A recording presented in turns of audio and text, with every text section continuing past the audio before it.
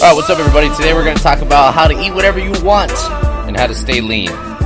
Before you guys think I'm just using clickbait statements, which is kind of clickbaity, there's a lot of nuance and context to today, so it's not like you can just eat whatever you want, whenever you want, and still somehow stay lean. I'm going to just basically give you guys some practical tools that you can use to integrate these so-called cheat meals or weekends out or vacations or having more flexibility in the diet and so forth, right? So I kind of broke down, I have some notes here. It's just like 5 things that I wanted to kind of break down to kind of help you guys mitigate some of those things and really just to open up the conversation. A lot of people know someone or multiple people that they feel like they have a lot more flexibility in their diet, or they see the athletes on TV that are eating Skittles and somehow still have abs. And I want to kind of go over how that happens, right? But before I get into some of the details of how to do it, one of the kind of responses that I tend to get from this is like, well, there's obviously a huge genetic advantage, right? And there is, right? I do not want to discredit the fact that there is a genetic advantage to it. I would actually be part of this crowd. I'm someone that's a hard gainer. I stay leaner. I have a hard time putting muscle on. So I'm kind of on the other end of the spectrum versus someone that's trying to lose weight, which makes it easier if I wanted to have more carbs or more sugar or more desserts or things like that in my diet, not necessarily go overboard from a body composition. I feel it in a lot of different ways other than composition changes dramatically, but that's not what we're going to talk about today. Today we're going to talk about, like, from a composition standpoint, how can I still have that in the diet? So the genetic thing I do want to just bring up because it is important, but I want you guys to remember genetics are probably the only thing out of today's conversation that you actually cannot control, right? Epigenetics, or basically you can express genes through lifestyle changes, right? And that's the things that we always need to focus on, because I think a lot of people sometimes get hooked on the things that really you can't control, and there's no point in doing that because you're wasting energy and you're stressing out about something that you actually have zero control of, right? So today we're going to focus on the things that you can do to actually build in some flexibility to the diet, and that's kind of where I actually wanted to start with some of these things, is kind of figuring out like flexible dieting or counting your macros or calorie counting. All these things I think really became popular because it gave us the ability to still have the desserts or the sweets, or to eat out and not just be this robot eating certain types of foods. I think this probably would be a separate podcast on kind of your mindset towards your food selection, so you don't develop these bad relationships with food and become someone that's just a robot counting calories or macros, or aka calling yourself a flexible dieter. But I do want to just bring it up because I think a lot in the summertime, even for myself and a lot of clients, is like they tend to be going out more, eating more desserts, or drinking more. So it's like, okay, give me the protocols that help me kind of build that in so that moderation stays there. And when you look at moderation, like, I personally preach the 80-20 rule for a lot of things, just like a lot of other people do, meaning that like 80% of my diet is food that I shop for, or my girlfriend shops for, from Whole Foods or Farmer's Market. We cook dinner most nights for ourselves. We meal prep for the next day. We do breakfast at home. And so we're controlling the ingredients, we're controlling how it's cooked, we're controlling the quality of food, and that is the 80% that's really built for our goals and my health. And the other 20% is eating out, drinking red wine every night, having dessert. I had some ice cream last night after dinner. But that 20% sometimes could become 30% or 40%, and when you're being stricter, it could be 10 or 20. So to kind of jump into it right away, I wanted to really just bring up the thing that, and this is, I didn't put these in any order, but number one, I put focus on protein, is when it comes to dessert foods or your cheat meal foods, they tend to be heavier on carbs and fats. They tend to be lower on protein and fiber, right? So when I put focus on protein, and I did kind of put fiber, that's kind of a side note, but I guess I'll bring it up for both of these, is those are the two things that most, quote unquote, and I don't want, like, cheat meal can be kind of a weird thing for people, but quote unquote can be things that are not going to be dominant in most cheat meals, right? Or most snack foods or desserts, right? Like for me, I had ice cream last night. Ice cream is high in fat, it's high in sugar. So if I'm eating a lot of fat and sugar, aka carbs, in my diet, and then I go and have those things, I'm probably going to be overdoing my carb intake or overdoing my fat intake. So when you look at it in the macro point of view, we have to think about, okay, there's a net kind of calorie goal that we need to be hitting, right? Then inside the calorie, there's more of a composition goal, which is like how much protein am I getting, how much fat am I getting, how much carbs am I getting, and then water, alcohol, and fiber kind of being the hidden 3 macros that no one else talks about. And then we got to get into the kind of the deeper level, which is kind of the nutrient density, which is the micronutrients, right? And obviously that's a lot harder to count or track. This is why, I mean, that's the side conversation, but this is why we like to focus on foods that are more nutrient dense, right? So eating more animal protein, nose to tail, eating more veggies, eating more fruit, some nuts and seeds, like things that are going to bring more nutrient value to you, right? So when it comes to cheat meals, number one is focus on the thing that the cheat meal is not providing, right? And make that the priority for the rest of the day. So if you know you're going to go out at night and you're going to go have some beers and dinner with a friend, or you got a party during the day on Saturday, or a barbecue you're going to, like whatever it is, like if there is the ability to plan for it, and then plan your day before and after to kind of make up for what you're not getting. Because think about it this way. If you had to eat 3,000 calories in a day, right? And you knew you were going to maybe go over by 1,000 calories because this wedding party is going to have cake, it's going to have ice cream, it's going to be alcohol, and a lot of that is just going to be coming strictly from carbs. What I want to do is I want to still try to focus on hitting my quota for protein. So for me, it's like I'm trying to hit 160 to 180 grams of protein a day. I still try to always make that my priority of the day, no matter what, even if I know I'm going out. So the meals prior are going to be very protein heavy, very fiber heavy, so more veggies, more fruits. So this way, when I do kind of quote unquote slip, I have more of a budget to spend and let go. So that would be number one, is just always focus on what your cheat meal is not providing and make that the priority always, but a lot of it being before and after kind of maybe this quote unquote event, right? Second thing is I love the earn your carbs lifestyle, or earn your kind of cheat meal mindset. Now there's some people that kind of talk in the,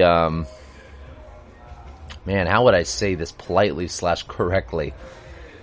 In the binge eating, the eating disorder, the body dysmorphia, the mindset space that surrounds that, and kind of the coaching, they say, oh, you don't have to earn anything, and, you know, you don't have to treat food like that. And I don't want to shoot that down because that's not false. But for me and most people I like to work with, just the type of clients that I think I worked and been the best with, or men the best with, is going to be people that kind of like this philosophy, because what it does is it gives you encouragement to go work harder to treat yourself, right? Like, I know when I'm working my ass off, I feel really good about a vacation. I know when I'm training really, really hard, I don't feel that bad about having beers on the weekend or feel bad about having extra dessert on the weekend, because I know I've done a good enough job of earning it, right? So for me, like, to earn your carbs or earn your cheat meal, you know, when I used to do show prep and men's physique competitions, I used to have it every leg day. So generally for me, like, my big leg day was on Friday, and my coach would go let me have as much as I wanted from In-N-Out. He was like, I would get 2 burgers, 2 fries,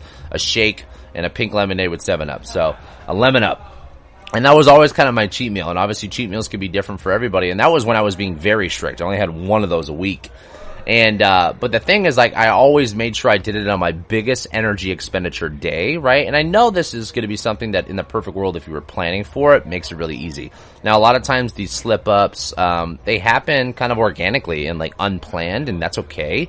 But the more that you can kind of benefit yourself by earning these things, by doing the work on the front end and actually, you know, expending the energy, the more budget you have to be able to eat more, right? And that's always my favorite way, is like, if you're someone that wants to eat more food, then do things that allow your body to burn more during the day.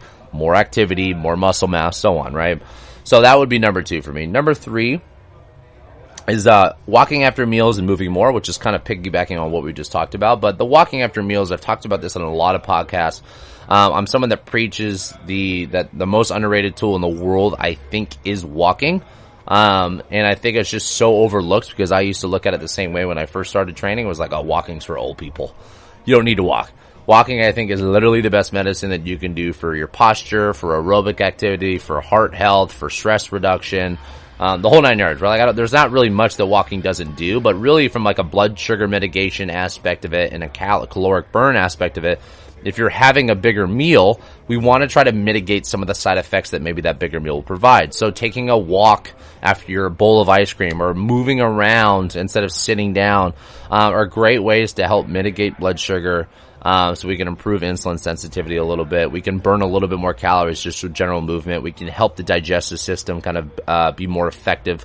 And these are all things that just kind of mitigate some of the effects. It doesn't just completely cancel out that 1,000-calorie ice cream or pint of ice cream you had, but it's going to help some of it, right? So that's kind of part of the earning your aspect of it a little bit more too. Second one or third one I have, or I don't know what number I'm on. I don't even have these numbered. So eating windows. When I tend to have bigger nights, where I have a lot of calories or I drank a lot more or I ate a shit ton of food or a lot of sugar, I try to make my eating window either the following days or if I know that something's coming planned, make it even more aggressive that day of. I try to make them a little bit more strict, right? But remember, the cool thing about intermittent fasting, and I had this on a podcast, probably a month ago, a lot of benefits outside of it, but really one of the cool things is it allows you to kind of structure your eating. And when you skip breakfast or you skip quote-unquote dinner or whatever meal that maybe you're skipping or consolidating into that eating window, you technically are just making it easier to stay in a caloric deficit. And a caloric deficit is where all the, obviously, the results come from a weight loss perspective, and a fat loss perspective. Like, we need to be in some level of a deficit for that actually to be able to kind of be a process that works well, or works at all, not even well. So eating windows, like, you're just making them more strict every once in a while, right? So, like, let's say I have a big Saturday night. Maybe I'm going to make Sunday a day where I just have a lot of protein and a lot of fiber, and I'm going to have maybe one meal, or maybe I have 2 meals. So I tend to be more strict on myself after those days, right? And you don't have to look at this as punishment. Like, you're not working out so you can go eat, right? You're not eating less forcefully so you can make up for what you did. It's just, that's a mindset thing that I think a lot of people have a problem with. Like, you're just doing it in order for your body to stay a little bit more organized on what the overall goal is. If my overall goal is to lose weight, and my overall goal is to build muscle, and the overall goal is to stay lean, but my goal is to have some sustainability, then you need to make these adjustments along the way, and don't look at it as punishment. Look at it as just, that's the protocol that you have set for yourself because of what you did or what is coming up. So having stricter eating windows is going to make it easier to stay in a little bit more of an aggressive caloric deficit on that following day, right? So if I go 1,000 calories over and I'm maybe 500 calories the next 2 days less, then cool. You're still net even for what you wanted for a goal for the week. And I think from a caloric standpoint and a weight loss perspective, sometimes it's easier to look at things from a weekly perspective than it is a daily perspective. And that's different for everybody. There's obviously a lot of nuance to that as well, but trying to find something that works for you the best and the most sustainably will always be my biggest piece of advice for you guys, right? So controlling and adjusting some of the eating windows, right? So if you have a big Saturday, maybe making Sunday a 1 or 2 meal day and make it really focus on protein and fiber heavy. And then go right back to your normal day on Monday, right? Or whatever it is. Like, wherever you feel like you slipped, like, okay, I had a lot of extra carbs, or I had a lot of extra calories, I had a lot of extra, whatever it is, those are the things we want to take away from the following days, or the day prior, or the day of, if it's something that's planned. Building more muscle. Building more muscle, I think, is one of probably the easiest gateways to give you guys more flexibility to not only be able to be more insulin sensitive to help with blood sugar mitigation, not to be more metabolic, because muscle itself is very metabolic, meaning it burns more calories at rest without you doing anything. Muscle is like passive income, right? It's like money that makes itself even when you sleep, right? Cardio bunnies is what I like to call them, or whatever you want to call yourself. The people that only do cardio, you get a lot of your caloric burn during your exercise activity, but not much after. Being someone that does strength training with some cardio, like, you get the benefit of building muscle, and muscle is very metabolic, and you get a little bit more of the quote unquote what people like to call the afterburn. And so when it comes to having more flexibility in the diet, I think it's really important to understand that, like, the more muscle you have, the more flexibility you can get. And this is why we see professional athletes. This is why we see bodybuilders that can eat 4,000 or 5,000 calories and still stay lean. Granted, there's probably some performance enhancing drugs that are definitely part of that equation, but you want to have a lot of muscle mass to be able to kind of give you a buffer zone to play with. The people that don't have a lot of muscle mass, or the people that are not insulin sensitive, or the people that are not metabolically flexible, you just have less budget and less buffer to kind of get away with. And then you're that person that goes on vacation for a week and be like, man, I gained 10 pounds or whatever it is, right? And that might have happened no matter what anyways. But So building more muscle via A, having a lot of protein, and B, having enough strength training input coming in from a minimum of 3 days, ideally maybe looking at 4.